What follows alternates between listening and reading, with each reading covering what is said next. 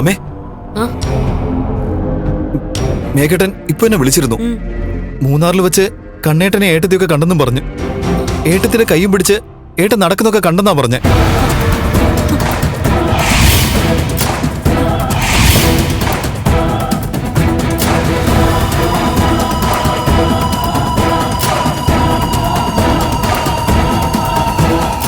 എടാ, എന്തൊക്കെയാടാ അവൻ വിളിച്ചു പറയുന്നേ?